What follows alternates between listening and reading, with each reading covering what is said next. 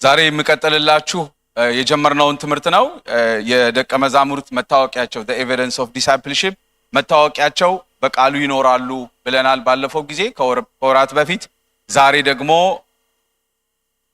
አሁን በማነበው ክፍል እናየዋለን። እርስ በርስ በመዋደድ ደግሞ በዚህ ይታወቃሉ።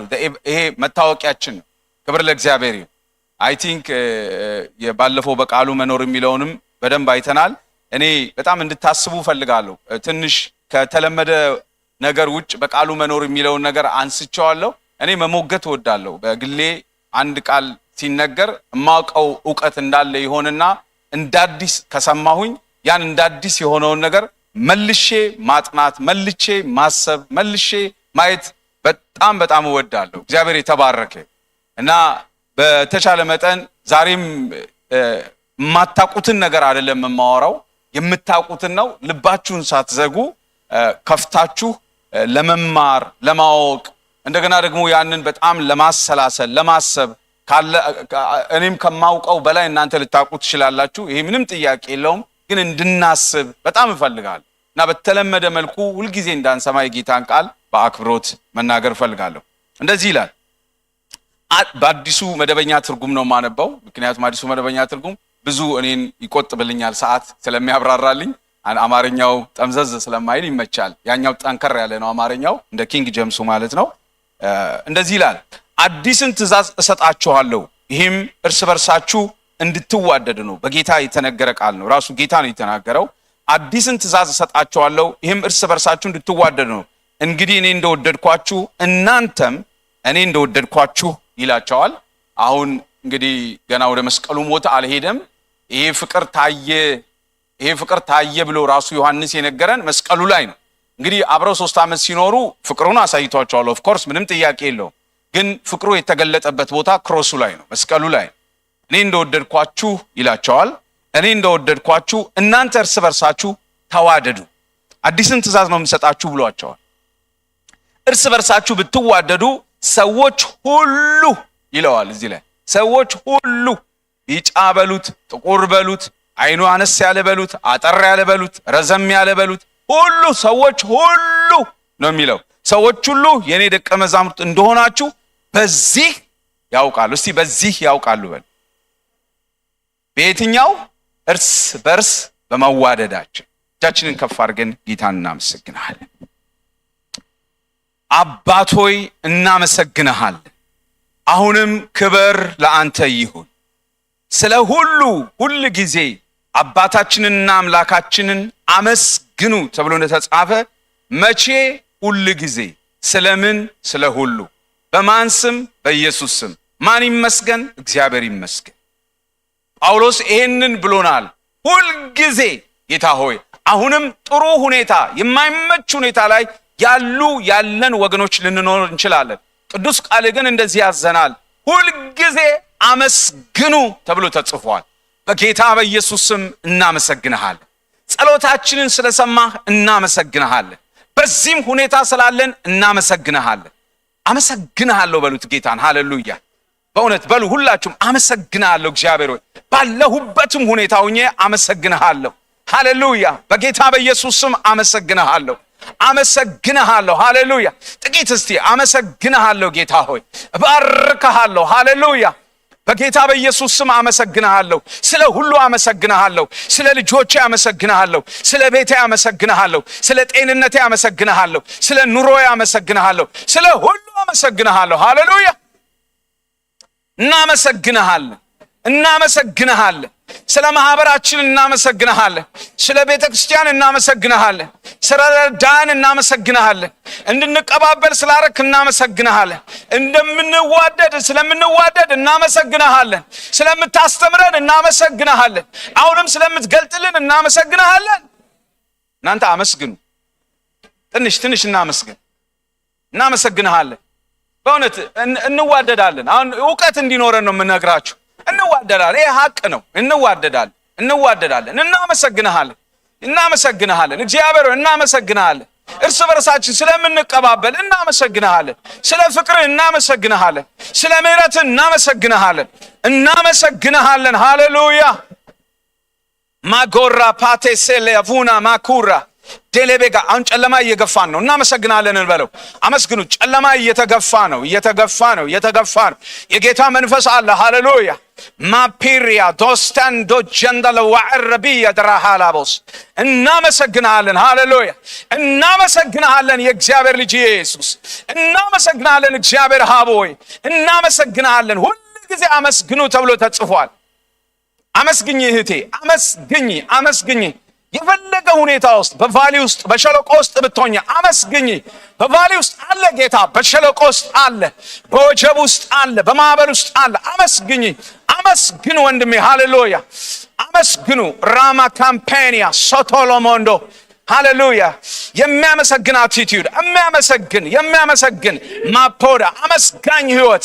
ሃሌሉያ በዚህ ጉባኤ የሚያመሰግን ህዝብ ሪዳ ላቮ ካምፖና እናመሰግንሃለን፣ እንባርከሃለን።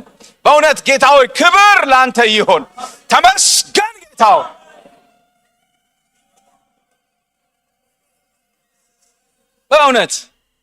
በእውነት እኔ ትላንትና እያገለገልኩ የእግዚአብሔር ህዝብ ራሱ በእውነት በእግዚአብሔር ፍቅር ተሞልቶ ቁጭ በል ሲባል የሚቀመጥ፣ ጸልይ ሲባል የሚጸልይ፣ ስርዓቱን ጠብቆ የሚሄድ ወንድሙን የሚያከብር በእውነት እግዚአብሔር ባርኮናል። በእውነት እኔ በጣም ኮንፈርት ይሰማኛል። የሆነ ክልል ውስጥ እንደገባው ይሰማኛል። በእውነት እግዚአብሔር እናመሰግንሃል። ስለሰጠህን ፍቅር እናመሰግንሃል። ስለሰጠህን ህይወት እናመሰግንሃል። በቤትህ በመኖራችን እናመሰግንሃል። ከቀን ወደ ቀን ጌታ ሆይ ብርሃን እየጨመረ ስለሆነ እናመሰግንሃል። አንተ የእስራኤል ተስፋ በእኛ መካከል ስላለ እናመሰግንሃል። ክብር ለአንተ ይሁን። ጸሎታችንን እየሰማ ስለሆነ እናመሰግንሃል። ሁላችንም ወደ ራሳችን እንድናይ ስለረዳህን እናመሰግንሃል። ክብር ለአንተ ይሁን። አሁንም አስተምረን፣ ልባችንን ክፈት። ጌታ ሆይ ስለምታረክ ተባረክ። በጌታ በኢየሱስ ስም ጸለይን። እግዚአብሔር ያክብራችሁ። ዋው! አሁን ዮሐንስ ጋር ልሰዳችሁ። መልእክቱ ላይ ከወንጌሉ አውጥቼ ዮሐንስ መልእክት ምዕራፍ 2 ላይ ልሰዳችሁ። 3 ቦታዎች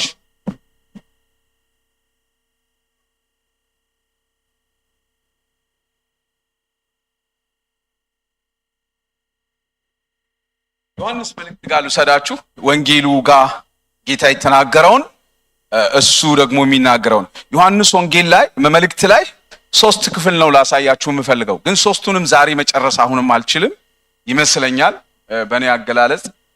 ምዕራፍ 2ን ምዕራፍ 3ንና ምዕራፍ 4 ላይ እርስ በርሳችሁ ተዋደዱ የሚለውን ሁሉንም የምትጽፉ ሰዎች ካላችሁ በጣም ደስ ይለኛል። ምክንያቱም ዛሬ ለአንዴና ለመጨረሻ ጊዜ እኔም ከደሙ ንጹህ ሆናለሁ፣ እናንተም ከሰማችሁት ቃል የተነሳ ንጹሃን ትሆናላችሁ። ስለ እርስ በርስ መዋደድ በእውነትን የምነግራችሁ መሰረታዊ የሆነ ነገር አግኝተን እንደምንወጣ ተስፋ አደርጋለሁ። እንደገና ካያችሁት በላይ ታያላችሁ ብዬ ተስፋ አደርጋለሁ።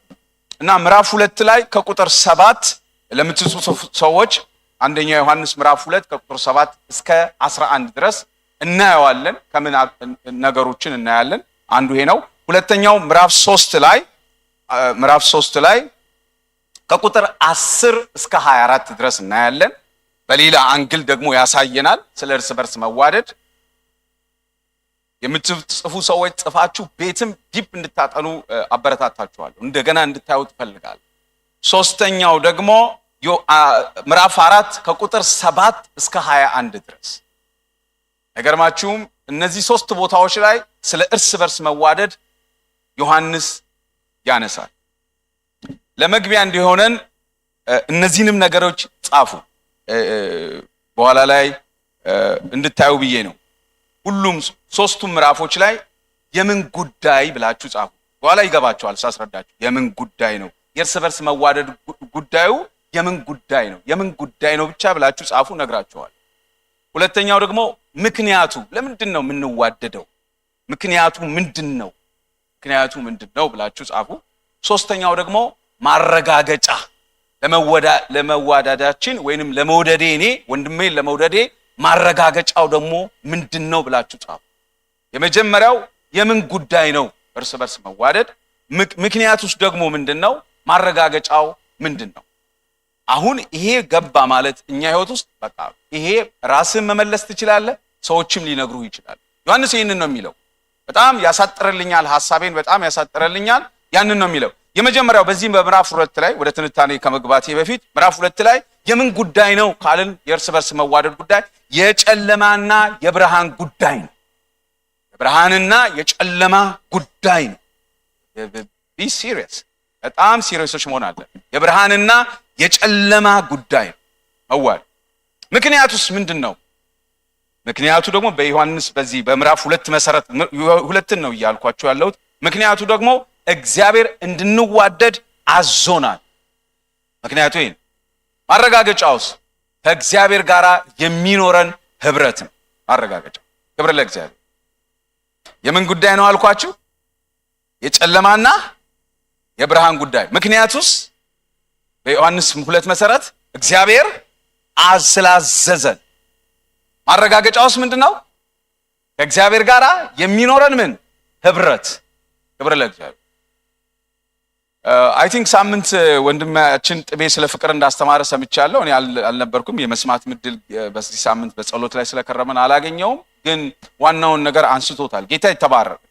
አሁን ወደ ክፍሉ ገብተን እንመልከት። አሁን ቅድም አሁን ከ7 ጀምሬ እስከ 11 ድረስ ነው ስለምተነትነው፣ እያነበብን እየተነተንን ስለምናየው እናየዋለን። ዮሐንስ እንደዚህ ይላል፣ ወዳጆች ሆይ የምጽፍላችሁ ከመጀመሪያ የነበራችሁን የቆየውን ትእዛዝ እንጂ አዲስ ትእዛዝ አይደለም። የቆየውን ትእዛዝ የሰማችሁት ቃል ነው ይላል። እሺ ተመልከቱ። ወዳጆች ሆይ የምጽፍላችሁ ከመጀመሪያ የነበረውን የቆየውን የሚለው በእናንተ ትርጓሜ ላይ ምንድነው የሚለው?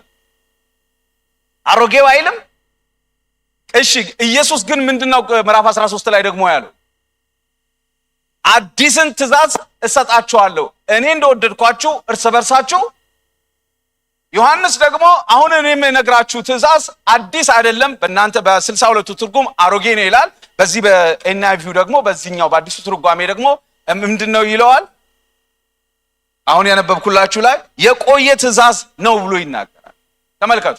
አሁን ኢየሱስ የተናገረውና ዮሐንስ የተናገረው ነገር ተቃርኖ አለው የለው? ኢየሱስ አዲስ እያለ ነው ያለው። ዮሐንስ ደግሞ አዲስ አይደለም ትእዛዙ የቆየ ነው ይላል። ምን ማለት ነው? ምን ማለት ነው? አያችሁ፣ ጌታ አዲስ ትእዛዝ ነው ብሏል። ዮሐንስ ደግሞ የቆየ ነው ብሏል። አይ ምንም ርቀት የለውም። ጌታ እኮ ካረገ በኋላ ዮሐንስ ይህን መልእክት ስለጻፈ ጌታ ስለተናገረ ስለቆየ አይደለም። ዮሐንስ የቆየ ትእዛዝ ነው የሚለው ምንድነው? ዘሌዋውያን 19 ቁጥር 18 ላይ ባልንጀራህን እንደራስህ አድርገህ ውደድ አይልም? ስለዚህ የቆየ ነው አይደለም? እግዚአብሔር ይሄ ማለት ባልንጀራህን ውደድ የሚል ብቻ ኮማንድመንት ነው ያለው? ትእዛዝ ብቻ ነው ያለው? እግዚአብሔር ብዙ ትእዛዝ የለውም? ከትእዛዞች ሁሉ ግን ይሄን ትእዛዝ ግን ዋና አድርጎ አሁን ሲያመጣው ታያላችሁ። ብዙ ትእዛዞች አሉ፣ ብዙ ኮማንድመንቶች አሉ። ከብዙ ኮማንድመንቶች ውስጥ ግን አንዱ ግን ጌታ ኢየሱስ ራሱ አሁን እንደተናገረው ዮሐንስ ወንጌል 13 ላይ እኔ እንደወደድኳችሁ እርስ በርሳችሁ ተዋደዱ ብሎ ይናገራል። ክብር ለእግዚአብሔር። አሁን እዚህ ጋር ነው እንግዲህ ሚኒንጉን ማግኘት የሚያስፈልገው፣ ትርጉሙን ማግኘት የሚያስፈልገው። ምን ማለት ነው ይሄ አዲስ ማለት? ዮሐንስ የቆየ ነው ብሎናል። ኢየሱስ አዲስ ነው ብሎናል። ዮሐንስ ደግሞ የቆየ ነው ብሎናል። ምንድነው አዲስ ነው ያሰኘው ነገር? ክብር ለእግዚአብሔር። ይሄ ቃል ያው በተጻፈበት በግሪኩ ቋንቋ ምን መሰላችሁ? አዲስ የሚለው ቋንቋ የማይታወቅ በጥራት በባህሪ ከዚህ በፊት ታይቶ የማይታወቅ ፍቅር ማለት ነው። ክብር ለእግዚአብሔር። በባህሪም በጥራትም ታይቶ የማይታወቅ ማለት ነው። አይ ቲንክ በትግርኛ አዲስ ማለት ምንድነው? ከሂብሩ ጋር ለማገናኝ ዳንዬ ምንድነው በትግርኛ? ሐዲሽ። በሂብሩ ቋንቋም ሐዲሽ ማለት አዲስ ማለት ነው። ዘጸአት ምዕራፍ 1 ቁጥር 8 ላይ ታስታውሳላችሁ ምን እንደሚል? ዮሴፍን በድሮ ትርጉሙ ዮሴፍን ማቅ ንጉስ ምን አለ ነው የሚለው? አዲስ ንጉስ ተነሳ ነው የሚለው። ግን በዚህኛው ትርጉም ላይ ግን የሚለው ሐዲሽ የሚለው በሂብሩ ቋንቋ ስለ ዮሴፍ የማቅ ስለ ዮሴፍ ማለት ዮሴፍ እንግዲህ በግብፅ ውስጥ ዮሴፍን ማቅ ንጉስ ከተነሳ አስቡት። ዮሴፍ ምን ሰራ? ዮሴፍ ማን ነው? ምን አደረገ ብሎ የማቅ ንጉስ ከተነሳ በቃ አዲስ ነው ማለት ነው። አዲስ ነው ማለት አያችሁ። እዛ ጋር እርስ በርሳችሁ ማለት ባልንጀራን ውደድ የሚለው ነገር እና አሁን አንድ አይደለም። በጥራት አንድ አይደለም። በአይነቱ አንድ አይደለም። በምንም ነገር አይገናኝም። እዛ ጋር ውደድ የተባለውና እዚህ ጋር ምንድነው ልዩነቱ? ለምንድነው አሁን አዲስ የሆነ? አሁን እምላችሁ ከዚህ ጋር አይሄድም። ትንሽ ምሳሌ ለመግለጫ ስለሆነ ኩፍንፍ አውዲና መኪናና ኩዚብን መኪና ነው ግን ልዩነት አላቸው የላቸው? ኧረ ተናገሩ። ይሄን መንፈሳዊ ነገር የሚገልጥ አይደለም ግን እንድታዩት ብዬ ነው። መኪናው ግን ምንድነው? መኪና በጥራትም በማንነቱም የቋንቋውን ለመግለጽ ብዬ በጥራትም በአይነቱም ኩድራይና ኩፍንፋንዳ እንደው ምናልባት እነሱ እንኳን ብዙ አይደሉም። ምናልባት ግን በመርሴዲስ ከወሰድናቸው አሁን ሌተስት መርሴዲሶች ትላንት ድሮ የምናውቃቸው መርሴዲሶች ጋር 80 500 ምናምን የሚባሉ ኢትዮጵያ ታስታውሳላችሁ አይደል? መርሴዲስ እና ያሁኑ መርሴዲስ እስቲ አስቡ። በጥራትም በአይነትም በማንነቱም አይገናኝም። ይሄ ፍቅርን በግሪኩ ቋንቋ የተጻፈው በጥራትም በማንነቱ በባህሪውም አዲስ ነው፣ ኒው ነው። ክብር ለእግዚአብሔር። ኧረ አሜን። ይሄ ፍቅር በመስቀል ላይ የተገለጠ የታየ ነው። አሜን። ይሄን ነው አያችሁ፣ ይሄን ነው አዲስ ነው የሚል ማለት ጠላቶችን የሚወድ ክፉዎችን የሚወድ አሳዳጆችን የሚወድ አያችሁ። ሮሜ ምዕራፍ 5 ላይ የሚነግረን ይሄንን ነው አይደል እንዴ? ጠላቶች ሳለን ደካሞች ሳለን አይደል እንዴ? ይሄ እንደዚህ ሆኖ የሚወድ ፍቅር ለመጀመሪያ ጊዜ የተገለጠው በሱ በኩል። ክብር ለእግዚአብሔር። ስለዚህ አዲስ ነው የሚለው በማንነቱ አዲስ ነው የሚለን ይሄንን ፍቅር ነው። በማን የተገለጠው? በኢየሱስ የተገለጠው ፍቅር። ክብር ለእግዚአብሔር። ይሄ ፍቅር በሉስ አዲስ ፍቅር። ኧረ አሜን። እዛ ጋር ትእዛዝ ብቻ ነው፣ ኮማንድመንት ብቻ ነው። ባልንጀራህን የሚለው ጎረቤትህን ነው በእንግሊዝኛው አይደል? ጎረቤት ማለት የቅርብ የሆነውን ማለት ነው። አሁን ደግሞ ወንድምህን አደረግ። እዛ ጋር ውደድ ነው። ምንም የተሰጠ ነገር አይደለም። ህግ ነው የተሰጠ፣ በህግ ብቻ ነው። አሁን ግን ሆኖ ነው አሳይቶ ነው ውደድ ያለ። አዲስ ነው። ማንም ከዚህ በኋላ ይሄንን የሚሰራ የለም። ራሱ እሱ ሰርቶታል። አሜን። እናንተ በጣም እድለኞች እኮ ነን። ተወደን ነው የወደድ ነው። ሃሌሉያ። አልወድም ልትል አትችልም። አንተ ጠላት ሆነ ነው እሱ የወደደህ። አንቺ ጠላት ሆነሽ ነው እሱ የወደደሽ። ኧረ አሜን። ይሄን ደካማ አልወድም ልትል አትችልም። አንተ ደካማ ሆነ ነው እሱ የወደደህ። ሃሌሉያ። ደግሞ የሚገርመው ደግሞ ምንድነው? ሮሜ ላይ ጳውሎስ እንደሚናገር በመንፈስ ቅዱስ ይሄን ፍቅር በልባችሁ ምን አደረገው? አፈሰሰ። ኧረ አሜን። ይሄ ፍቅር በሉ እስቲ በልቤ በመንፈስ ቅዱስ ፈሷል። እዛ ጋር ውደድ ብቻ ነው የተባልከው። አሁን እኮ ፈሶ ነው ውደድ የተባልከው። ኧረ አሜን። በተወደድኩበት መወደድ ለወንድሞቼን ለመወድ ነው የተጠራሁት። ክብር ለኢየሱስ። ኧረ አሜን። ስለዚህ በሉ አዲስ ነው። ክብር ለጌታ። አዲስ የትም የለም። እቺ ሰባራ ዓለም ውስጥ አታገኟትም እቺን ፍቅር። ይሄ ፍቅር ያለው እዚህ ቤት ነው። ከገባችሁ አሜን አሜን አሜን። እዚህ ቤት ነው ያለው። ለዚህ ሰባራ ዓለም ለወደቀች ዓለም የሚያስፈልጋት ለዚህ ነው። በዚህ ደቀ መዝሙሬ እንደሆናችሁ ሰዎች ምን ያደርጋሉ? ያውቃሉ። ኒው ብራንድ አዲስ በማንነት በጥራት በባህሪ አዲስ ጠላቱን የሚወድ ትላንት እኮ እንደነገርኳችሁ ነው። ሆሴ ማን ነው? ኢሳይያስ 30:18 ላይ እናንተ ከተመለሳችሁ ይላል አዲሱ ትርጉም ላይ እኔ በርህራሄ እነሳላችኋለሁ። ማን ነው የሚነሳው? አጥፍተን እንደገና ይነሳልናል። ንጉስ እኮ አይነሳም እንደነገርኳችሁ፣ እሱ ግን ይነሳል። አጥፍታችሁ አይቀበላችሁም ዛሬ? ኧረ አዲስ ነው ፍቅሩ። ኧረ አሜን። ምን እነግራችኋለሁ? በህይወታችን ያየነው ነገር ነው። ክብር ለእግዚአብሔር። ይሄንን ካየን ጌታ የተባረከ ይሁን። ወደ ውስጥ ገብተን እንመልከት። ሌላው ከቁጥር 7 ጀምረን አዲስ እንደሆነ እንመልከት። የመጀመሪያው ቁጥር 7 ላይ አዲስ ያሰኘበትን ዋና ዋና ነገሮች ልንገራችሁ። አንደኛ በአጽንኦት አዲስ ነው ማለት ትኩረት ሲሰጠው ቁጥር 7 ላይ ምን ይላል? ወዳጆቼ የምጽፍላችሁ ከመጀመሪያ የነበረችውን የቆየውን ትእዛዝ እንጂ አዲስን ትእዛዝ አይደለም። የቆየው ትእዛዝ የሰማችሁት ቃል ነው ብሎ ይናገራል። አያችሁ? ስለዚህ አዲስ የተሰኘበት አንዱ ምክንያት ቁጥር 7 ላይ ምንድነው? አሁን አጽንኦት ተሰጠው፣ ትኩረት ተሰጠው። አንደኛ እሺ ለምንድነው ሌሎቹ ትእዛዛቶች ያልመጡት? ለምን ብዙ ትእዛዞች አሉ በብሉይ ኪዳን ውስጥ የተሰጡ ትእዛዞች አሉ። ለምን ይሄኛው አጽንኦት ተሰጠው? ምክንያቱም ጳውሎስ ሲናገር ሮሜ 13 ላይ የሕግ ፍጻሜ ምንድነው? ፍቅር ነው። ክብር ለእግዚአብሔር። ሕግን ሁሉ የሚጠቀልለው ምንድነው ማለት ነው? ፍቅር ነው። ክብር ለእግዚአብሔር። ስለዚህ አዲስ የተሰኘበት አንዱ ነገር ቁጥር 7 ላይ የሚነግረን አጽንኦት የተሰጠው በምን ምክንያት ነው ማለት ነው? ፍቅር የሕግ ፍጻሜ ስለሆነ። ክብር ለእግዚአብሔር። እና ልዩ አጽንኦት ወይንም ልዩ ትኩረት ተሰጥቶታል። ጌታ የተባረከ ይሁን።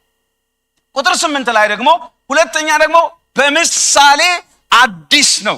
ቁጥር 8 ላይ በዚህኛው ትርጉም ላንብብላችሁ። በምሳሌ አዲስ ነው። አሁን እንደገለጽኩት ማለት ነው። ይሄንን ሲናገር ምን ይላል? በሌላ በኩል የምጽፍላችሁ ጨለማው እያለፈ ነውና እውነተኛው ብርሃን እየበራ ስለሆነ በእርሱም በእናንተ ዘንድ እውነት የሆነው አዲስ ትእዛዝ ነው ይላል። ክብር ለእግዚአብሔር። በሌላ በኩል የምጽፍላችሁ ጨለማው እያለፈ ነውና እውነተኛው ብርሃን እየበራ ስለሆነ በእርሱም በእናንተ ዘንድ እውነት የሆነውን አዲስ ትእዛዝ ነው ይላል። ክብር ለእግዚአብሔር። አሁን ምንድነው? በዮሐንስ ወንጌል ምዕራፍ 1 ቁጥር 9 ላይ ላሳያችሁ። ሁላችሁም እሱን አውጥታችሁ ይዩት። ሃሌሉያ። ዮሐንስ ወንጌል ምዕራፍ 1 ላይ እንደዚህ የሚል ቃል አለ። የምታውቁት ነው። ከዚህ ከቁጥር 8 ጋር ይሄ ሁለቱም ቦታዎቹ ይለያዩ እንጂ አንድ አይነት ሐሳብ ነው የሚናገሩ። ለሰው ሁሉ ብርሃን ሰጪ የሆነው እውነተኛው ብርሃን ወደ ዓለም እየመጣ ነው ይላል። ክብር ለእግዚአብሔር። ለምን? ለሰው ሁሉ ብርሃን ሰጪ የሆነው እውነተኛ ብርሃን ወደ ዓለም እየመጣ ነው። ክብር ለእግዚአብሔር። ጨለማው መቆም ይችላል? አይችልም። እውነተኛው ብርሃን ለሰው ሁሉ ብርሃን የሚሰጠው እውነተኛው ብርሃን ወደ ዓለም ምን አድርጓል? መጥቷል። ክብር ለእግዚአብሔር። ስለዚህ በምሳሌም አዲስ ነው። እንደዚህ ሆኖ አይታወቅም። አሁን መደበቅ ሰው አይችልም። ምክንያቱም ለምንድነው? እውነተኛው ብርሃን ማን ነው? ክርስቶስ። እውነተኛውን ፍቅር ይዞልን የመጣው ክርስቶስ ወደ ዓለም መጥቷል። ክብር ለእግዚአብሔር። እየበራ ነው። ጨለማ ምን አላደረገውም ይላል? አላሸነፈው። ክብር ለእግዚአብሔር። በመጀመሪያ ቃል ነበረ፣ ቃልም በእግዚአብሔር ዘንድ ነበረ፣ ቃልም እርሱ ነበረ ይለንና አይደለ? በእርሱ ሕይወት ነበረች፣ የሰውም ሕይወት ደግሞ ምንድን ናት ይላል? ብርሃን ናት ይላል። ጨለማ ምን አላደረገውም? አላሸነፈው። ክብር ለእግዚአብሔር። አሁን መጥቷል። በተሞክሮ ራሱ በአጽንኦት ብቻ ሳይሆን አሁን ደግሞ ይሄ ፍቅር ደግሞ በተሞክሮ ደግሞ አዲስ ነው። ሰው ሊደበቅ አይችልም። መጥቷል እውነተኛው ብርሃን። ክብር ለእግዚአብሔር። ጨለማው ላይ ያበራል፣ ጥላቻው ላይ ያበራል። አሁን ልትደበቅ አትችልም። ተገለጠ፣ መጣ እውነተኛው ብርሃን፣ ማንም የማይቋቋመው። ክብር ለእግዚአብሔር ይሁን። ይሄ ብርሃን መጣ። እስቲ ብርሃን መጥቷል በሉ ጮሁና። ሃሌሉያ። ለዚህ ነው የመዋደድ ጉዳይ የብርሃንና የጨለማ ጉዳይ ነው። ወንድሞቼ እናቶች፣ የብርሃንና የጨለማ ጉዳይ ነው፣ ወሳኝ ነው። እውነተኛው ብርሃን ወደ ዓለም መጥቷል። እኔና እናንተ እውነተኛው ወደ ዓለም መጥቷል ብለን እኮ ለዓለም የምንሰብከው እኮ ለዚህ ነው። ምንጮኸው እኮ ለዚህ ነው። ወንጌል የምንናገረው ለዚህ ነው። እውነተኛው ብርሃን ኢየሱስ መጥቷል። ሃሌሉያ። ዮሐንስ የሚነግረን ቁጥር 8 ላይ ይሄንን ነው። በጣም ይደንቃል። ልብ በሉ። በሌላ በኩል የምጽፍላችሁ ጨለማው እያለፈ ነው ይላል። ተመልከቱ። እያያችሁት ነው። በድሮ ትርጉም ላይ ትንሽ ስብስብ ስለሚያደርገው ነው። ጨለማው እያለፈ ነው፣ እውነተኛው ብርሃን እየበራ ስለሆነ በእርሱም በእናንተም ዘንድ እውነት የሆነው አዲስ ትእዛዝ ነው ይላል።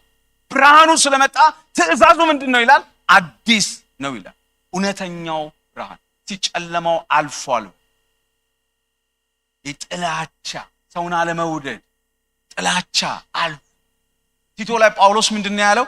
እናንተ በፊት ማናምንበት ጊዜ የምንጠላላ ብሎ ይጠቀመዋል አይደለ? የምንጠላላ ነበር። የጌታችን ጸጋ ግን በተገለጠ ጊዜ ግን ሰዎችን ሁሉ መውደድ በተገለጠ ጊዜ ግን ብሎ ይናገራል። በመንፈስ ቅዱስ መታደስ ዳንን ይላል። የምንጠላላ እኮ ነበር። ለምን? ዳርክ ህይወት ውስጥ ነው የምንገባው። ጥላቻ ዳርክ ነው፣ በጣም ጨለማ ነው። አሁን አሳያችኋል። በጣም ከባድ ነገር። አሁን እኛ በጣም እዚህ ሀገር በብርሃን ስለምንኖር ብዙ ነገር ጨለማም እኮ አናቅም። ራሱ ጨለማ የሚባለው ቦታው ላይ ሁሉ መብራት ስላለ ብርሃን አናቅም። ግን ድቅድቅ ያለ ጨለማ ራሱ እኮ ያስፈራል። ይሄ ግን በኃጢአት የተመሰለው ጨለማ ግን ቀልድና ይመስላል። ይሄ ጥላቻ በተለይ ጨለማ ነው።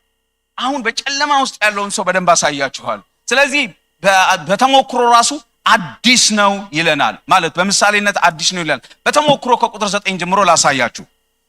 በተሞክሮም ደግሞ አዲስ ነው። አሁን ወደ ተሞክሮ ያመጣዋል። የኢየሱስ መምጣት ቅድም እንደገለጽኩላችሁ ነው። በምሳሌነቱ አዲስ ነው። እኛ ጠላቶችና ደካሞች ሳለን የወደደን ጌታ ነው። ቁጥር 9 ላይ እንደዚህ ይላል፣ በብርሃን አለው የሚል ወንድሙን የሚጠላ አሁን ግን በጨለማ ውስጥ አለ። ወንድሙን የሚጠላ በምን ውስጥ አለ ይላል? ጨለማ ውስጥ አለ።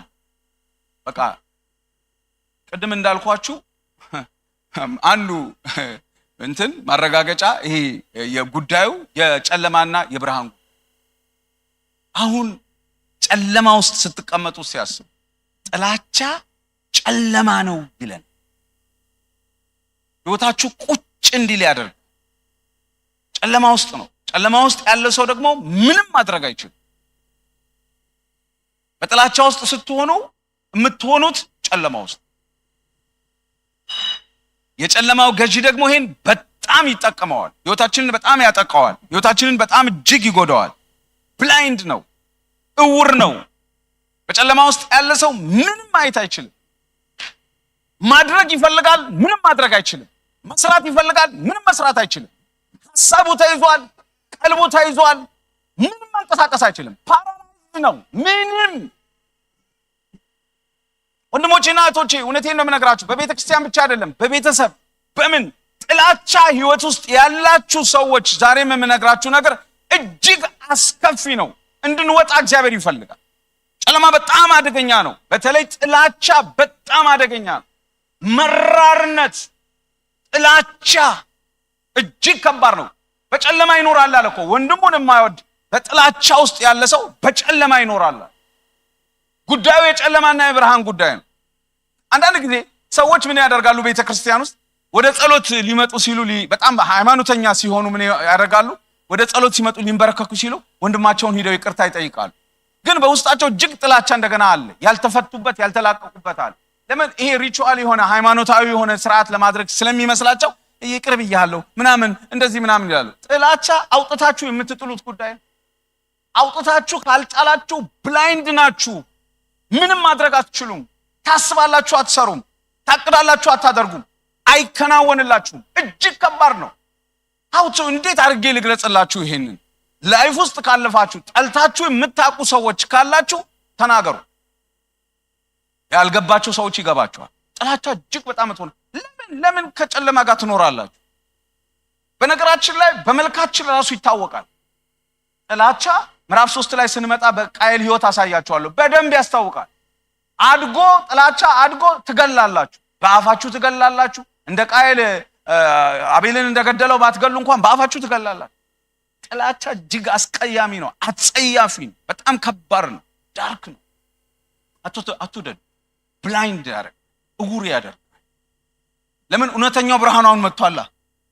ክብር ለእግዚአብሔር። አሜን። እውነተኛው ብርሃን የመጣው እኮ ጨለማ ውስጥ እንዳንኖር ነው። ኧረ አሜን ከገባችሁ። እኔ ጸጋ ወንጌልም አምናለሁ። እያስፈራራኋቸው አይደለም። ጨለማን በጣም እንድትጠሉት ነው።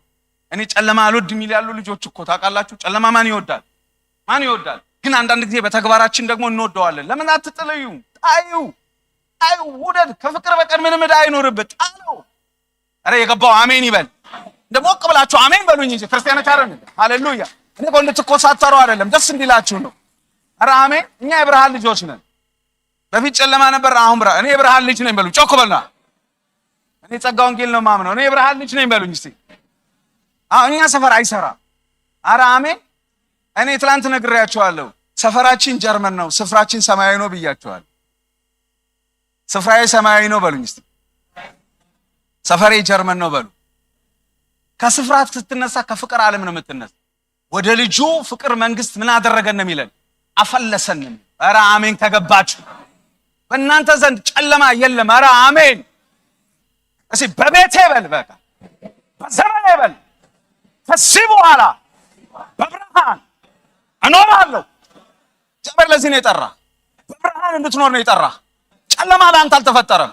በትዳር በቤት ሚስትን ውደድ፣ አክብር፣ አፍቅር። ሃሌሉያ! አፍቅሪ ባልሽን፣ ተዋደዱ። ጥላቻ እጅግ አስቀያሚ ነው። ዳርክ ነው። በጣም መጥፎ ነው።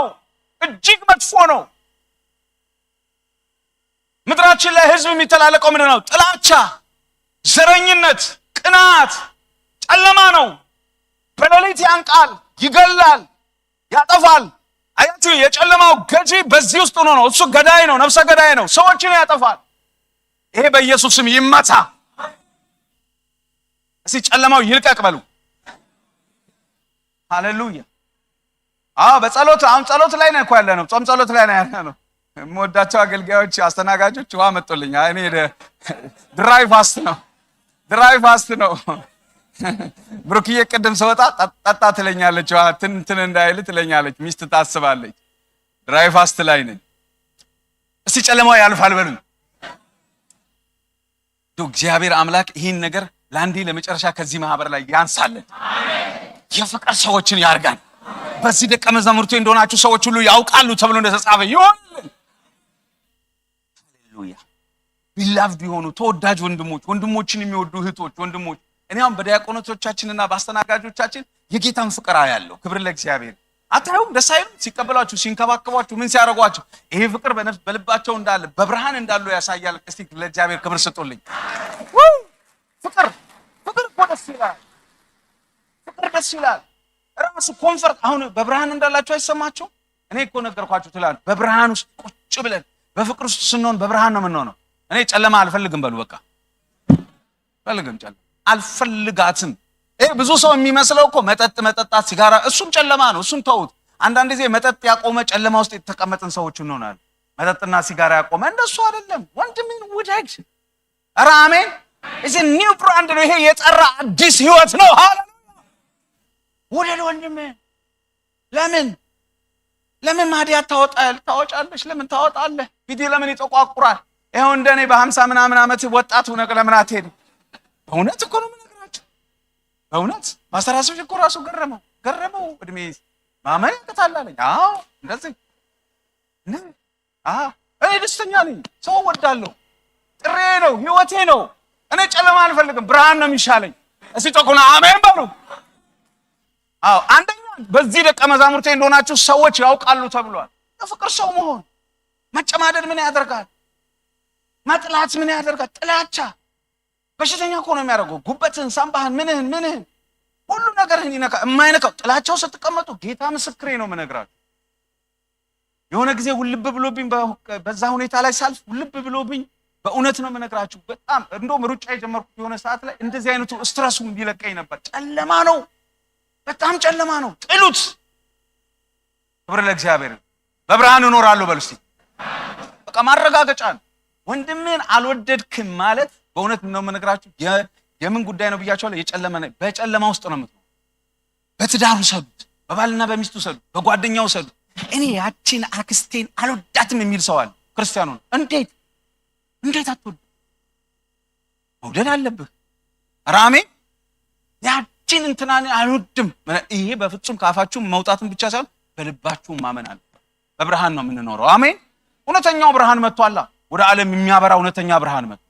ክብር ለእግዚአብሔር። ስለዚህ አሁን የሚለን ዮሐንስ ምንድነው? በጨለማ ውስጥ ይቀመጣል። ብላይንድ ነው ይለናል። እውር ነው። ያ ብቻ አይደለም። ቁጥር 10 ላይ ምን ይለናል? ወንድሙን የሚወድ በብርሃን ይኖራል። አሁን ደጋግሜ እንደተናገርኩት በእርሱ ዘንድ መሰናከያ ምክንያት የለውም ይላል። አሁን ተቃራኒውን ውሰዱት ደግሞ። ወንድሙን የማይወድ ሰው ደግሞ አሰናካይ ነው የሚሆነው። ለምን? ጉልት ተብሎ ቁጭ ስለሚል ጨለማ ውስጥ ነው። ጨለማ ውስጥ ስለሆነ ያሰናክላል። ሁሉን ያሰናክላል። በቃ ሮሜ ምዕራፍ 14 ላይ አታስታውሱ? ለወንድምህ መሰናከያ አትሁን። በቃ ታሰናክላለህ፣ ሌላው ይሰናከላል። ለምን? ጨለማ ውስጥ ነህ። አትንቀሳቀስም እኮ ህይወትህ አይንቀሳቀስም። የብዙ ሰዎች ህይወት የማይንቀሳቀሰው እኮ ለዚህ ነው፣ ጥላቻ ውስጥ ስላሉ። ወንድሙን የሚወድ እያደገ ነው የሚሄድ። በጸጋ ያድጋል፣ በህይወት ያድጋል። በእውነት ነው የምነግራቸው። ፋይናንሻልም ያድጋል፣ ፊዚካልም ያድጋል። ህይወቱ ያድጋል፣ ይለመልማል። ልጆቹ በቤቱ በእውነት በገበታ ላይ እንደተሰለፉ የሚያማምሩ ወይን ዘለላዎች ኮብኮብ ያደርጉለታል፣ ያድጋል፣ ያምራል ህይወቱ። ኧረ አሜን። ማሰናከያ አትሆንም አለው። አሰናካዮች አሉ። በቃ ጥላቻ ጉልት ብለው ቁጭ ብለው በጥላቻ ህይወታቸው ሌላውን የሚያደናቅፉ እንደሱ አትሁን። ኧረ አሜን። ሮሜ 14 ላይ ሄዳችሁ ብታዩ በምግብ ምክንያት ለወንድም ማሰናከያ አትሁን፣ ወንድምን ውደድ ነው የሚለው። ክብር ለእግዚአብሔር። እንቅፋት እኔ ለእንቅፋት አልተጠራሁም በሉ። ሲጮክ በሉና ለማፍቀር ነው የተጠራሁት፣ ለመውደድ ነው የተጠራሁት። አሜን። ሶስተኛው ቁጥር 11 ላይ ያን ብቻ አይደለም፣ ነገር ግን ወንድሙን የሚጠላ በጨለማ ውስጥ አለ፣ ይደጋግመዋል፣ በጨለማ ይመላለሳል፣ ጨለማም ስላሳወረው የት እንደሚሄድ አያውቅም። ሶስተኛው ደግሞ አያድግም። ጥላቻ እንዳታድግ ነው የሚያደርግ። አታድግ፣ እድገትን ያሳያል። አትክልቶች እንደምታውቁት ማለት ፍሎሪሽ የሚያደርጉት የሚያብቡት ጥሩ ኢንቫይሮንመንት፣ አየር፣ ብርሃን ሲያገኝ። እውነቱ ውሸት? ህይወትም የሚያድገው ብርሃን ስታገኝ። በጨለማ ስኮንክ አታድግ። ጥላቻ ካለህ ህይወትህ አያድግም። ህይወታችን አያድግም። ማንስ የሚነግረን ይሄንን ዛሬ እስቲ ተመልከቱ። ከጊዜ የተነሳ አስተማሪ ሊሆን የሚገባቸው ብዙ ሰዎች፣ ከጊዜ የተነሳ የሆነ ቦታ መድረስ የሚገባቸው ብዙ ሰዎች በጥላቻ ውስጥ ቁጭ ብለው ህይወታቸው የማይለወጥ የማያድግ። አሁንማ ዘመኑ ያመጣው ደግሞ አይታችኋል። በየአደባባዩ በመስኮት እየወጡ ሰው ቁጭ ብለው የሚሳደቡ፣ ሰው ቁጭ ብለው ለማጥቃት የሚያደርጉ፣ ደግሞ ሩቅ ሳይሆን ከቤተ ክርስቲያን ድረስ። እኔ ስለ ቤተ ክርስቲያን ነው የማወራው፣ ስለ ዓለም አይደል። እጅግ ከባድ ነው። ስለዚህ በጨለማ ውስጥ ካለን አናድግም። የት እንደሚሄድ አቅም ሲል እኮ ምን ማለት መሰለህ? በቃ እዛው እንደተቀመጠ ነው የሚቀረው። አያድግም፣ አይንቀሳቀስም፣ ምንም የሚሰራው ነገር የለም። እዛው በጨለማ ህይወት ውስጥ ተይዞ ነው ያለ። እኛ ግን ስፍራችን ሰማያዊ ነው። አሜን። ከመንፈሳዊ አባታችን ከእግዚአብሔር ሁልጊዜ ወንድሞችና እህቶቼ፣ በእውነት በተለይ ይሄ መልእክት በጣም ውስጥ የሰሞኑን አለ። በክርስቶስ ኢየሱስ ማለት ስፍራን የሚያሳይ እኔና እናንተ ትልቅ ሪሶርስ ያለበት፣ ምንጭ ያለበት፣ ኃይል ያለበት፣ ክብር ያለበት ስፍራ ነው ስፍራችን። ይሄ የተሰበረውን ዓለምና የወደቀውን ዓለም አይደለም እርስ በርሳችን። አሁን እርስ በርሳችሁ ነው ተዋደዱ የሚለን። ዓለምን ከዛ ከስፍራችን እያመጣን ዓለምን የምናጽናናበት ፍቅርና ህይወት አለን። አሜን። ክብር ለእግዚአብሔር። ከስፍራችን እንነሳ። እዚህ የሰፈር ሰዎች አንሆን። ክብር ለጌታ። ህይወታችን ይደግ። ለዚህ ነው ጌታ እርስ በርሳችሁ ብትዋደዱ በዚህ ደቀ መዛሙርቴ እንደሆናችሁ ያውቃል። እስቲ ከዛሬ ጀምሮ በሉ፣ በጨለማ አልቀመጥም፣ ህይወቴ ያድጋል፣ በብርሃን እመላለሳለሁ። ስለዚህ ማረጋገጫው ምንድነው? አንድ ሰው ወንድሙን አልወደደም ማለት ከእግዚአብሔር ጋር ህብረት የለው። ምዕራፍ 1 ላይ ያነሳውን ነገር በምን ያሳይ? በብርሃን አለሁ እያልክ በጨለማ የምትኖር ከሆነ አለና አንድ ሐሳብ አመጣ። አንድ ያመጣ ሐሳብ ምንድነው? ዮሐንስ ውስጥ ፍቅር ስለሆነ የገባው በዮሐንስም ወንጌል ላይ ኢየሱስ ስላነሳ ይሄንን ሐሳብ ያችን ፒክ አደረገና ማብራራት ጀመረ። አሁን ብርሃንና ጨለማን በምን ይለይ? አሁን ትከራከረዋለህ። አቤ አንተ በብርሃን ነህ፣ በጨለማ በብርሃን ነህ፣ በብርሃን እኔ ልንገርህ። ዮሐንስ እኔ ልንገርህ፣ ወንድምን ትወዳለህ? በብርሃን ነው ያለው። ወንድምን አትወድም? በጨለማ ነው ያለው። ጉዳዩ ይሄ ነው። ወንድምን ትወዳለህ? አወደዋለሁ፣ ከእግዚአብሔር ጋር ህብረት አለ ይልሃል ዮሐንስ። ወንድምን አትወድም? ህብረት የለህም። አለኝ ትላለህ፣ ትሰብካለህ፣ ግን አትወድም ወንድምን፣ ከእግዚአብሔር ጋር ህብረት የለህም አለ። አሁን የምንም ጉዳይ አይደለም፣ የማገልገል ጉዳይ አይደለም። ጉዳዩ የምንና የምን ጉዳይ ነው ብያቸዋለሁ? የብርሃንና የጨለማ ጉዳይ። እስኪ ጉዳዩ በሉ የብርሃንና የጨለማ ነው በሉ። አሁን ምርጫ ነው። በቃ እኔ ምንም ማድረግ አልችልም። ምርጫ ነው። በጨለማ መኖር ትፈልጋላችሁ? እንፈልጋለን? አንፈልግም። በብርሃን ነው መኖር። ምክንያቱስ ምንድነው ነው የሚለን ዮሐንስ? አሁን ትእዛዝ ነው። እስኪ ትእዛዝ ነው በሉ። ወታደር ቤት ወታደር ልትኖሩ ትችላላችሁ፣ ከኔ የበለጠ ታውቃላችሁ። ወታደር ቤት ትእዛዝ ከፍዬ ወታደር ስልቀና አለ። ወታደር ቤት ትእዛዝ ወሳኝ ነገር። ትእዛዝ ልመና አይደለም። ትእዛዝ እስኪ ትእዛዝ ነው። ፍቅር ትእዛዝ፣ አጥምቁልኝ ትእዛዝ፣ ጌታ ትእዛዝ፣ የጌታ እራት መውጣት ትእዛዝ፣ ኮማንድመንት አንድ የበላይ አካል ከፍ ያለ አካል የሰጠ ትእዛዝ። ይሄ ኢየሱስ የሰጠው ትእዛዝ በቃ ትእዛዝ ነው፣ አይሻር። የጨለማ ጉዳይ ነው ተብለሃል፣ የጨለማ ጉዳይ አዟል እሱ። ምክንያቱ ማረጋገጫው ምንድነው? ከእግዚአብሔር ጋር ህብረትን አለ ማለት። ኧረ አሜን። እኔ እኮ አይገርማችሁም አባቶቻችን ቃሉን እንዴት እንደሚያሳዩ? በቃ ሲሪየስ ልጆችሽ ከእግዚአብሔር የተማሩ ይሆናልና የልጆችሽ ሰላም እጅግ ብዙ ነው ተብሎ እንደተጻፈ ልባርካችሁ። በጌታ በኢየሱስ ስም በዚህ ቃል ተባረኩ።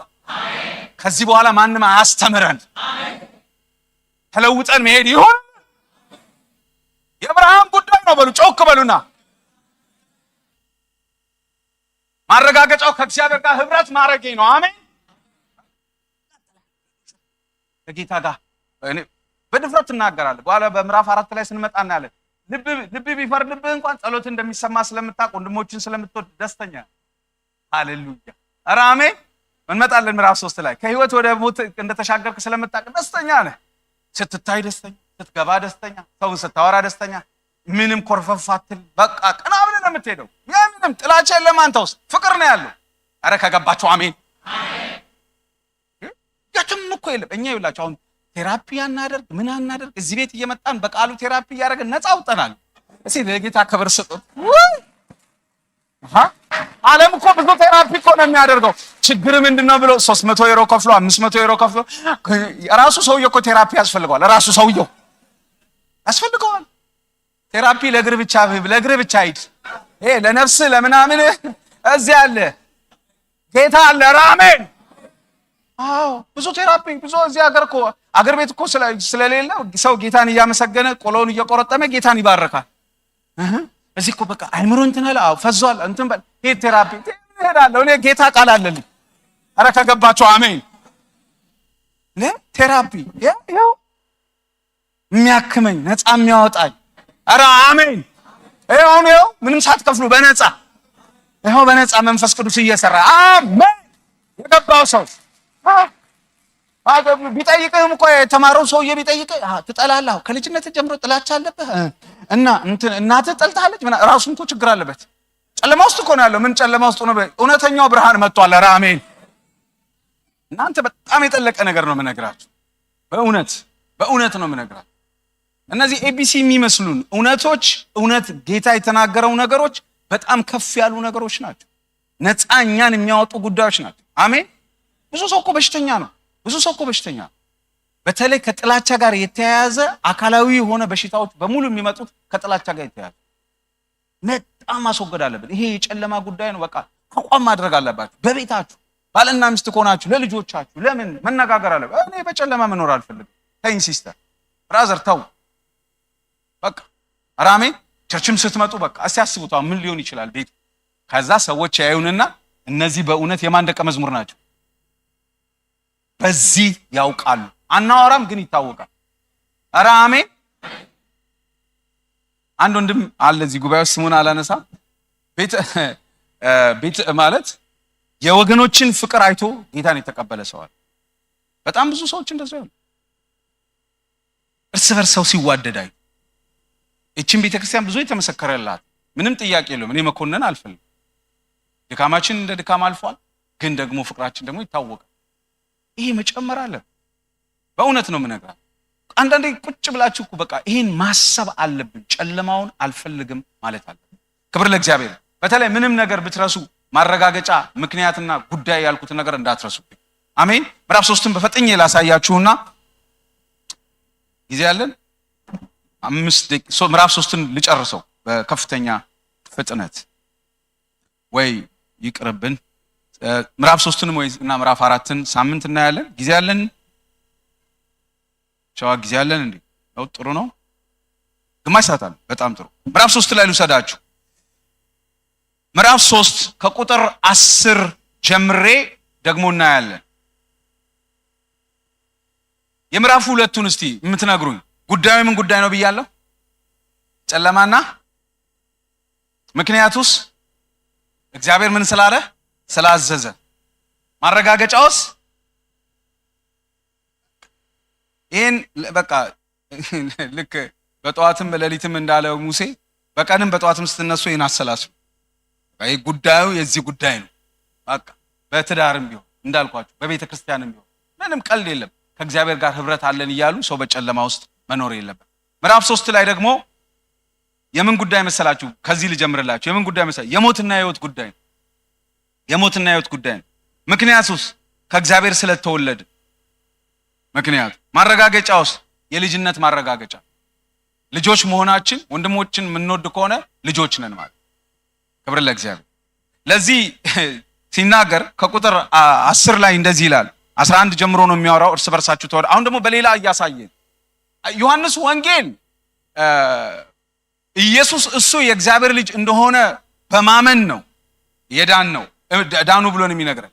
ዮሐንስ መልእክት ግን እኛ ዳግም መወለዳችንና ከእግዚአብሔር ጋር ህብረት ለመኖራችን ማረጋገጫዎችንና ህይወቱን እያሳየን ያመንነው ጌታ እውነተኛ የሆነውን ጌታ እንዴት በኑሮ እንደምንገልጠው እየነገረን ያለ እና በጣም ጥልቅ ነው። አሁንም እዚህ ምዕራፍ 3 ላይ የሚያሳየን ነገር ይሄንን ነው። ከቁጥር 10 ጀምሬ ላንብብ። እንደዚህ ይላል፣ የእግዚአብሔር ልጆችና የዲያብሎስ ልጆች ተለይተው የሚታወቁት በዚህ ነው።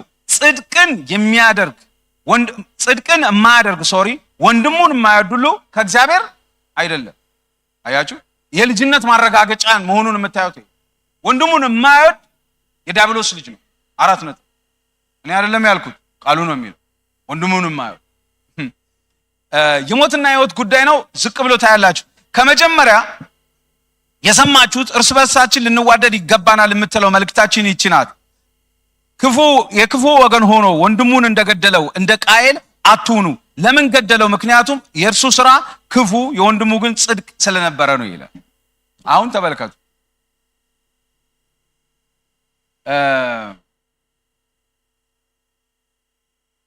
በጥላቻ ውስጥ ቅድም ጥላቻ ነበር ያነሳው፣ አሁን ደግሞ ግድያ መጣ።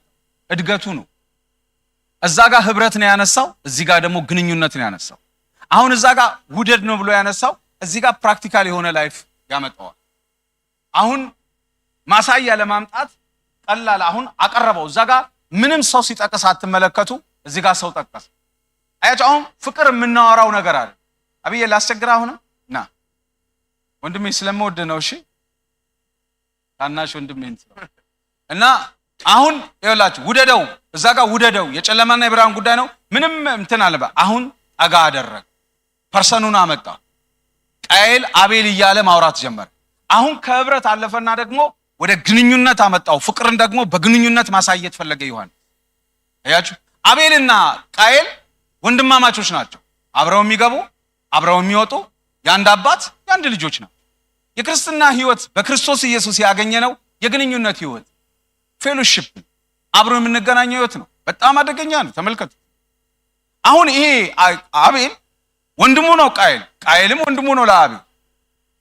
አሁን ለምንድን ነው የገደለው ብሎ ጠየቀ ዮሐንስ። ራሱ ደግሞ መልስ ሰጠ። የገዛ ስራው ምን ስለሆነ አያችሁ፣ እየነካው አብሮት እየተመላለሰ አብሮ በቤት እየገቡ አብሮት እየወጡ ወንድሙን ለመግደል ተነሳሳ። አይገርማችሁ? በጣም በጣም በጣም የሚገርም ነው። በቃየል መንገድ አትሂድ ብሎ ይናገራል ይሁዳ በመልእክቱ ሲናገር።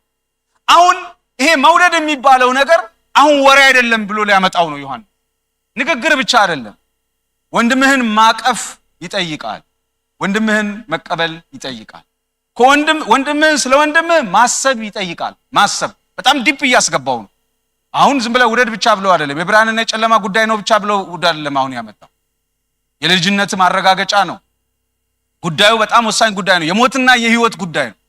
በጣም አተለቀው። ቅድም የብርሃንና የጨለማ ብሎት ነበር። አሁን ደግሞ የህይወትና የሞት ጉዳይ ነው አለ። ዋው! ሲኔ መሞት አልፈልግም በሉ፣ ህይወት ነው የምፈልገው በሉ። ህይወት ብላችሁ ኢየሱስን ተቀብላችሁ እውነተኛው ህይወት መጥቶ ህይወትን የምትጠሉና የምታሸሹ ካላችሁ በጣም አደገኛ። እሱ ግንኙነት አቀረበ። ከጥላቻ ወደ ግድያ መሄድ ማለት ተቀመጥ ይተባረ። አያችሁ፣ በጣም አቀረበ። ይህንን ነው የሚነግረን። ከመጀመሪያ የሰማችሁት እርስ በርሳችን የምትለው መልእክት ናት። ክፉ ወገን ሆኖ ለምን ገደለው? ምክንያቱም የእርሱ ስራ ክፉ ነው። እንደውም እግዚአብሔር መጥቶ ትዝ ይላችኋል። ክፍሉን ታውቃላችሁ። ምን አርግባት ኃጢአት፣ ይሄ the power of sin የምንለው ዕብራውያን ላይ የተጠቀሰው የሚከበንን ኃጢአት የሚለው the power of sin ነው። ይከባችኋል እኮ ገባችኋል። አሁን ጠላችሁት አይደል? የሆነ ነገር ቢደረግ ይሄ ምናምን ማለት ደግሞ ትጀምራላችሁ። አሁን እኛ አንስተን ላንገል እንችላለን፣ ግን ውስጣችን ከጥላቻ ከጀመረ በኋላ ወደ ግድያ መጽሐፍ የሚለው ግን አቅርበው ወንድምህን። እንደውም አሁን እመጣላችኋለሁ። ያሳነሰ ለወንድም ማሰብ ደረጃ መድረስ መቻል አለ። አሁን ቤተክርስቲያን ውስጥ ብዙ ሰዎች የሚጎዱት በዚህ ነው በጣም የሚጎዱት። ታዲያ ምንድነው ፍቅር? ሰው ለምን እኛ ዞር ብሎ ያየንን ምናምን የሚሉት እኮ እውነታቸው ነው። ይሄ እኮ ማለት የገዛ ስሩ ሰልጥንባት ሲለው ፕሬዘንሷ መታለች። አንተ ንገስባት፣ ሳትነግስብህ ንገስባት። በነገራችን ላይ የኃጢአት አባት ማን ነው? ዲያብሎስ ነው። ይሄ ኃጢአት የምንለው the power of sin የምንለው ፕሬዘንስ ነው። ውርር ያደርጋችኋል። ውርር ነው የሚያደርጋችሁ። መንፈስ ቅዱስ ውርር እንደሚያደርጋችሁ ይሄ ክፉ ነገር ውርር ነው የሚያደርጋችሁ። በቃ ውርር ከያዛችሁ ከወረራችሁ ከዛ ታደርጉታል። አደገኛ ነገር ነው። ሳይወራችሁ ቀድማችሁ ንገሱበት። ኧረ አሜን ዘርበል በሉት። መገኘት ነዋ። ከሱ ጀርባ አውሬው አለ። በቃ ይሄን የሚያፋፍም አድርግ፣ ተሳደብ፣ ተናገር፣ በለው አድርገው የሚላል አንተ ንገስባት። ኧረ አሜን ከገባችሁ ክብር ለኢየሱስ። ሁለተኛውን ላሳያችሁ። እኔ እዛ ጋር ብዙ መቆየት አልፈልግም። አሁንም ጥላቻን ያነሳል። ከቁጥር 13 ጀምሮ ጥላቻን ያነሳል። ቁጥር 13 ጀምሮ ስትመለከቱ ወንድሞች ሆይ ዓለም ቢጠላችሁ አትደነቁ። ወንድሞችን ስለምንወድ ከሞት ወደ ሕይወት እንደተሻገርን እናውቃለን። ፍቅር የሌለው ሁሉ በሞት ይኖራል። በጣም ኮንፊደንስ አለው ዮሐንስ። ወንድሞችን ስለምንወድ አሁንም ጥላቻንን መልሶ ያነሳዋል። ስለዚህ የሞትና የሕይወት ጉዳይ ነው። አያችሁ፣ ወንድምህን ወደድክ ማለት አሁን ጌታ ኢየሱስን ክርስቶስን እንደ ግል አዳኝ አድርጌ ተቀብያለሁ፣ የዘላለም ሕይወት አግኝቻለሁ ብለህ ፍንድቅ እያልክ እየኖርክ እያለህ ጥላቻ ወደ ሕይወት መጥቶ ሊነክስና ገዳይነት መጥቶ ወንድምህን ልትጠላ ሲያደርግ እንደገና በጥላቻ ውስጥ ሕይወት እየገባ ከመጣ አሁንም በሞት መካከል ነው። ታዲያ ከጌታ ወንድምህን የምትወድ ከሆነ ግን ወደ ሕይወት ተሻግረሃል። ኮንፊደንስ ይኖርሃል። ምንም የምትፈራው ነገር የለም፣ የምትሸማቀቀው ነገር የለም። ክብር ለእግዚአብሔር። ከሞት ወደ ሕይወት ተሻግረናል። ክብር ለእግዚአብሔር። በመውደድ ውስጥ ነው። የሕይወትና የሞት ጉዳይ ነው። በጣም ወሳኝ ነገር ነው። ክብር ለእግዚአብሔር። ይሄን ያደርግልን፣ በዘመናችን ይሄ ይሁንልን። ኧረ አሜን ሃሌሉያ። እኔ ለምን መሰላችሁ አሁን እንደነዚህ አይነት እውነት የሆኑ ነገሮችን ሳንማር የእውነት የሆኑ ነገሮችን መልሰን እንድናስብ እንደው እንማር የሚለው ልተውና ብዙዎቻችሁ የምታውቁ ስለሆናችሁ ይሄንን አልፈን ምን ማድረግ ነው የምንፈልግ? ይሄን ካላሳደግነውና ይሄን ነገር በደንብ ማየት ካልቻለን ምን መስራት ነው የምንፈልግ? ዓለም ደቀ መዝሙርቴ እንደሆናችሁ በዚህ ያውቃሉ ያለውን ነገር ችላ ብለን እንዴት ነው የምናደርግ? ግንኙነት እኮ ነው። አቤል እኮ ማንንም አይደለም፣ የእናትና የአባቱን ልጅ እኮ ነው የገደለው። የእናቱን ልጅ እኮ ነው የገደለው። ቃየል አቤልን የገደለው። አቤል እኮ ምንም እንደምታውቁት አዳኝ ነበር። አድኖ የሚመጣውን ነገር ካለው ነገር ነው አምጥቶ ለእግዚአብሔር የሰጠው። የዕብራዊ ጻፊ ሲናገር በእምነት ሰጣለ። እሱ ምንድነው ፊቱን ያጠቆረው? ለምን አስቆጣው? ቤተክርስቲያን ውስጥ ደግሞ አስቡት፣ በጣም ከዚህ የባሰ ነገር ነው ያለው። አያችሁ፣ ይሄ ፍቅር ይሄ ግንኙነት ማደግ አለበት። ክብር ለእግዚአብሔር። መረጋገጥ አለበት። ከሞት ወደ ሕይወት እንደተሻገረ ሰው መኖር አለብን። ክብር ለእግዚአብሔር። ሶስተኛው ግድየለሽነት ነው። አያችሁ፣ አሁን ግንኙነት ነው ስላልካችሁ ከቁጥር 16 ጀምሬ ላንብብላችሁ።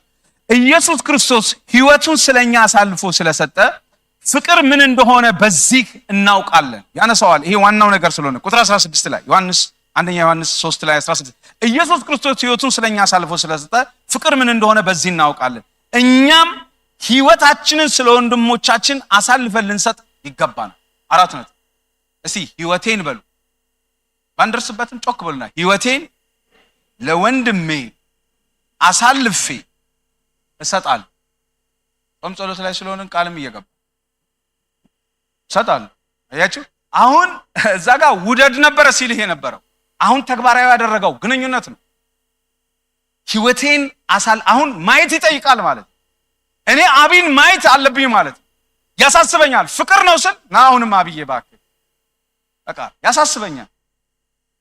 ቸርች ሲመጣ ያሳስበኛል። አብዬን አየዋለሁ፣ ሕይወት እላለሁ፣ ኑሮ እላለሁ፣ ትዳሩን አስባለሁ፣ ልጆቹን አስባለሁ። ስራ የለውም ያሳስበኛል። ህይወትን አሳልፎ መስጠት የለውም እኮ ስራ የለውም። ምን ላድርግ? አይ ችግሩን ያለው የለውም። አስባለሁ ጌታ ህይወቱን አይደለ ሰልፍ የሰጠኝ? አዎ የሌለውን ነገር ማሰብ ጀመረ። አይ ማሰብ ከራሴ ወጥቻለሁ ማለት ነው። ከሞት ወደ ምን ወደ ህይወት ተሻግሬያለሁ። ወንድሜ ችግር ይታየኛል። ይሄ የለመድነውን ትራዲሽኑን ተውት። በቃ እሷ እንደዚህ ናት እሱ ያስብልኛል ምናምን እንድንባል አይደለም። የህይወቱ ስለጠየቀኝ ኧረ አሜን። ምን ነው ከገባቸው አሜን። በቃ ይሄ ነው ክርስትና። ወደዋለሁ አይደለም አሁን ወደዋለሁ ሳይሆን አሁን የምትወደው ከሆነ አስብለት። ያንተንም ተውና አንተ የሚበልጥ ነገር ካለ ለወንድም አስብለት። 1000 ካለ 500 ለሱ ስጥ። ምነው ዝም አላችሁ? አታኮርፉ። አሜን በሉ። አሜን በሉ። በደንብ እንገባለን። አሜን በሉ። አዎ እኛ ድሮ ወንድሞች እየገዙልን አይደል እንዴ ያገለገልነው። እሺ አሜን በሉ። ጮክ በሉ። ተሳሰብ አለብን፣ መፈቃቀር አለብን፣ ማሰብ አለብን። እውነቴን ነው የምነግራችሁ። ክርስትና ይሄ ነው፣ ህይወት ይሄ ነው። ኧረ አሜን አትሉ? ግዴለሽነት ዮሐንስ ግዴለሽነት ማለት ማሰብ ያስፈልጋል። አስብልሃለሁ። ክብር ለኢየሱስ ይሁን። እናንብበው ቃሉን ይዩት። ጾም ጸሎት ጊዜ ስለሆነ እግዚአብሔር ለልባችን ይናገረናል። አምናለሁ። እውነት ጌታ ይረዳናል። መልሰን ብለናል፣ ተመልሰናል ወደሱ። እሱ ተቀብሎናል። ህይወቱን እንኖረዋለን። አሜን። አናካብደውም። እነዚህ ይላል ማንም ሀብት ያለው ወንድሙ ሲቸገር አይቶ ባይራራለት የሚል ቃል ይጠቀም። ይሄ ካምፓሽን፣ ይሄ ርህራሄ ውስጣቸው አለ።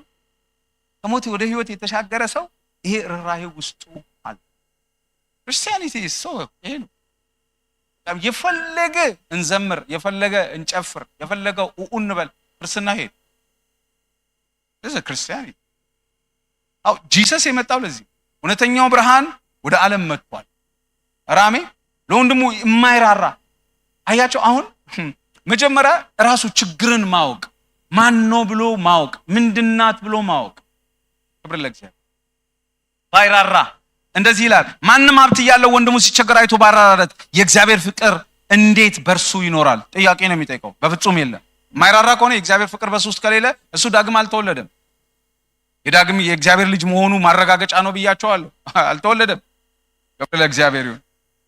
በጣም አደገኛ ነገር ነው። በጣም አደገኛ ነገር። እግዚአብሔር የተወለደ የእግዚአብሔር ፍቅር በውስጡ ስላለ ማለት ነው።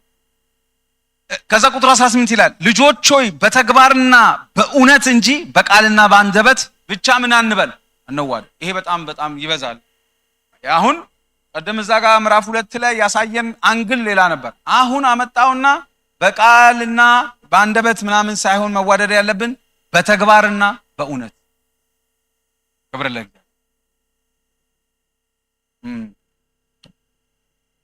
ድሮ ጥቂትም ስለነበርን 70 የምንሆነው ማክሲመም ለአንድ ግራባ ያለን እንተሳሰብ ነበር።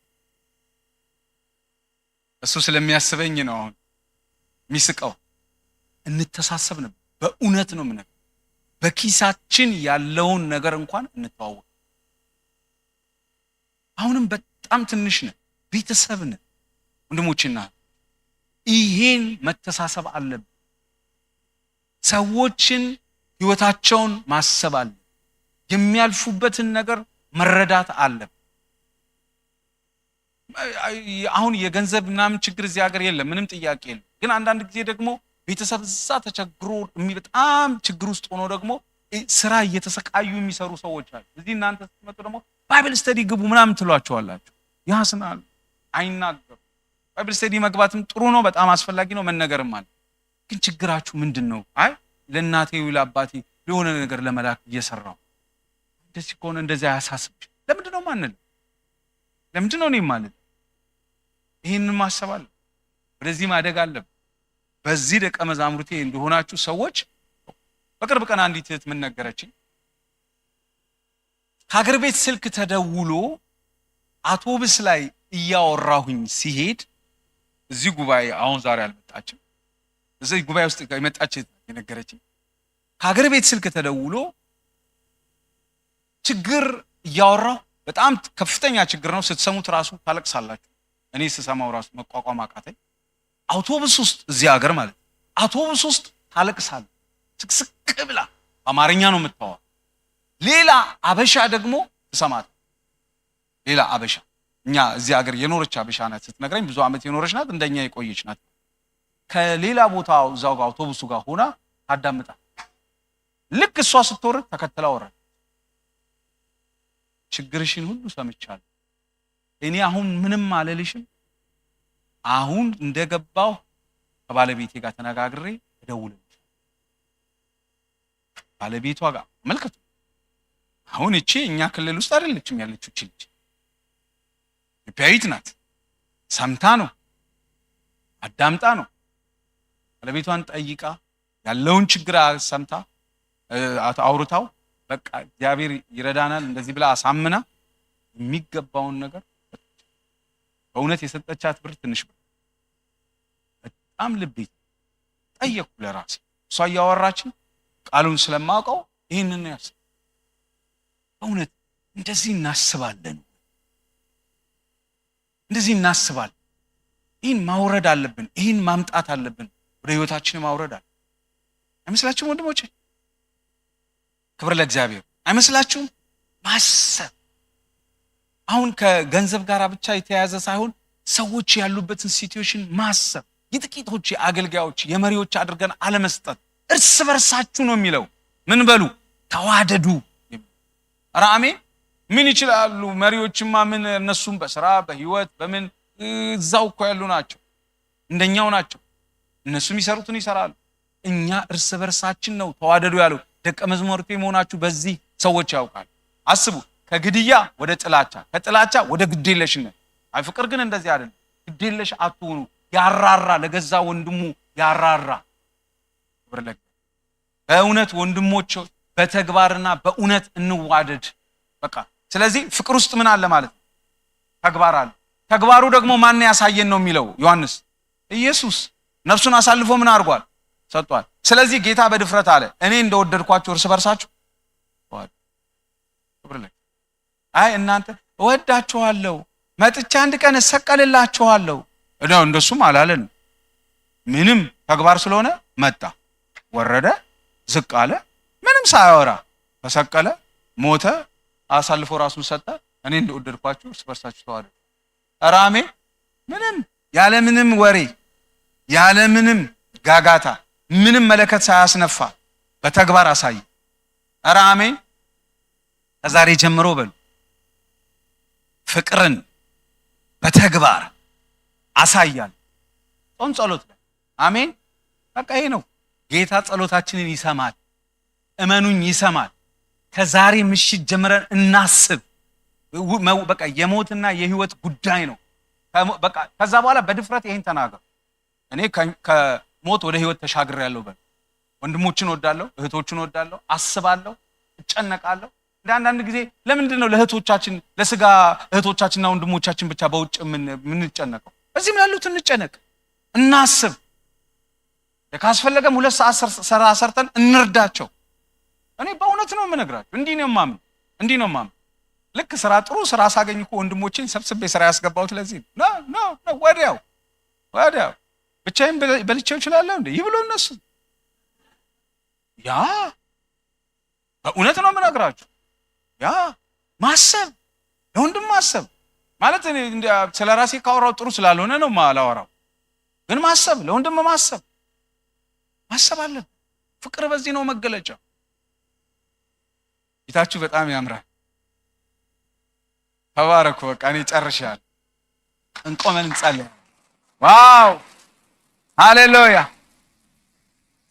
የመጨረሻ ግን አንድ ምክር ልምከራችሁ። ምክር ነው ይሄ። ወንድሜን እህቴን ለመርዳት ስነሳ 3 ሁኔታዎች ማሟላት አለብኝ። አንደኛ ችግርን ለማቅለል የሚያስችል መንገድ ሊኖረኝ ይገባል። ዝም ብሎ አይደለም። አንድ ወንድማችሁን ልትረዱ ስታስቡ የመጀመሪያው እኔ ለምሳሌ ሁሌ ቹቹ የሚባርከኝ አንተ ቃሉ አለህ ይለኛል። ቢያንስ እኔ ቃሉ አለ ተገብቶሻል። እናንተም ቃሉ አላችሁ፣ ምንም ጥያቄ የለው። ግን ወንድምን ልትረዳ ስታስብ ምን አለኝ እኔ ልረዳው የምችል? አያችሁ፣ ዝም ብላችሁ እንዳይሆን ምንድነው እኔ አሁን ይሄን ያልኳችሁ ዝም ብዬ ነው። ግን ምንድነው ያለኝ ልረዳው የምችለው ብላችሁ ማሰብ አለ። ዝም ብላችሁ የኢሞሽን አታድርጉ፣ ለታይታ አታድርጉ። ጌታ በሚያየው ይሄን አስቡ። አንድ ሁለተኛ የችግሩን መኖር ማወቅ፣ ችግሩ አለ ወይ በትክክል ብሎ ደግሞ ማወቅ።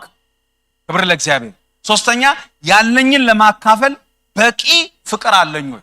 ለምን ያለ ፍቅር እንዳትሄዱ። ያለ ፍቅር ከሄዳችሁ ትምክት አለው ውስጡ፣ ለማስመዝገብ ነው። እኔ በህይወት ዘመኔ ነው የምነግራችሁ፣ በህይወት ዘመኔ በጣም የምጠላው ነገር አንድ ሰው ውለታ ኢዮብ ዋለልኝ ብሎ የኔ እስረኛ ማድረግ አልወድም። በጣም ነው የምጸየፈው፣ በጣም እጸየፈዋለሁ። ኢዮብ አድርጎልኛል ብሎ የሆነ ሰው እኔ ስር ምንም ነገር እንዲያደርግ አልፈልግም በፍጹም። እኔ ካደረኩኝ በፍቅር ነው ያደረኩት። ክብሩን እግዚአብሔር ይውሰድ። ሰውን እስረኛ እንዳታደርጉ። ምን እስረኛ ሂዳችሁ ስለጎበኛ አንዳንድ ሰዎች ሰዎችን ማጥመድ ይፈልጋሉ። እስረኛ አታድርጉ፣ ማንንም እንዳታደርጉ። ካደረጋችሁ በፍቅር አድርጉ። ኧረ አሜን ከገባችሁ። ትንሽ ኮስተር ያለ ነገር ተናገር፣ ጠንካራ ነገር ተናገር፣ ግን በቃ ቃሉ ነው። ምን ላድርግ? ዮሐንስ ያለውን እኮ ነው የተነተነው። ዮሐንስም ይሄንን ነው ያለው። ስለዚህ ወንድሞችን እንወዳለን። ከሞት ወደ ህይወት ተሻግረናል። ብድግ በሉና ከሞት ወደ ህይወት ተሻግረናል። ሃሌሉያ አሜን። ኢየሱስ ጌታ ነው። ምዕራፍ 4 ደግሞ የምናይበት ጊዜ ሲኖር እናያለን አብረን።